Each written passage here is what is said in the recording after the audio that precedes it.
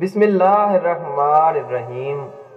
دیکھتی آنکھوں اور سنتے کانوں کو M S voice of all channel کی طرف سے محبتوں بھرا السلام علیکم۔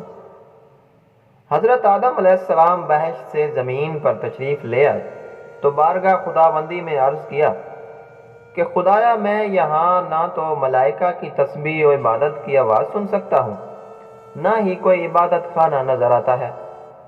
جیسا کہ آسمان میں بیت المعمور دیکھتا تھا جس کے ارد گرد ملائکہ طواف کرتے تھے، اس پر اللہ پاک کا حکم آیا کہ جاؤ جہاں پر ہم نشان بتائیں وہاں پر بیت اللہ بنا دو اور اس کے ارد گرد طواف بھی کر لو، اس کی طرف نماز بھی ادا کر لو۔ حضرت جبرائیل علیہ السلام ان کی رہبری کے لیے ان کے ساتھ چل پڑے اور انہیں اس مقام پر لے آئے جہاں سے زمین بنی تھی، یعنی جس جگہ جھاگ بنی تھی، اور پھر وہی جھاگ پھیل کر پوری زمین بنی۔ حضرت جبرائیل علیہ السلام نے اپنا پر مار کر 7ویں زمین تک بنیاد رکھ دی، جس کو ملائکہ نے 5 پہاڑوں کے پتھروں سے بھرا: کوہ طور، کوہ لبنان، کوہ جودی، کوہ طور زیتہ اور کوہ ہرا۔ بنیاد بھرنے کے بعد نشان کے لیے چاروں طرف کی دیواریں بھی اٹھا دی۔ اس طرف حضرت آدم علیہ السلام نماز بھی پڑھتے رہے اور طواف بھی کرتے رہے۔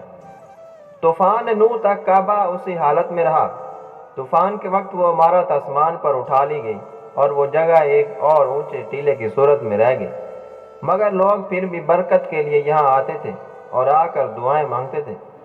پھر حضرت ابراہیم علیہ السلام کے زمانے تک کعبہ اسی حالت میں رہا۔ جب حضرت اسماعیل اور حضرت ہاجرہ یہاں آ کر رہے اور یہاں کچھ آبادی ہو گئی تو حضرت ہاجرہ کے انتقال کے بعد حضرت ابراہیم کو حکم ہوا کہ حضرت اسماعیل کو ساتھ لے کر خانہ کعبہ کی عمارت تعمیر کریں۔ اس کی نشانی اس طرح کی گئی کہ ایک بادل کا ٹکڑا بھیجا گیا تاکہ اس کے سایہ سے کعبہ کی حد مقرر کی جائے۔ حضرت جبرائیل علیہ السلام نے اس سایہ کی مدد سے خط کھینچا اور حضرت ابراہیم علیہ السلام نے اس خط پر اس قدر کھدائی کی کہ بنیاد آدم نمودار ہو گئی۔ پھر اس پر عمارت بنائی۔ اس کی بلندی 9 ہاتھ تھی اور رکن اسود سے رکن شامی تک دیوار کی لمبائی 33 ہاتھ اور رکن شامی سے رکن غریبت تک 22 ہاتھ اور رکن غربی سے رکن یمانی تک 31 ہاتھ اور رکن یمانی سے رکن اسود تک 20 ہاتھ تھی۔ اس طرح حضرت ابراہیم علیہ السلام نے خانہ کعبہ کے اندر ایک تغار سا بنایا تاکہ کعبہ کے لیے جو نذرانے اور تحفے آئیں وہ اس میں رکھے جا سکیں۔ اس کے دروازے 2 تھے، ایک داخل ہونے کے لیے اور ایک نکلنے کے لیے۔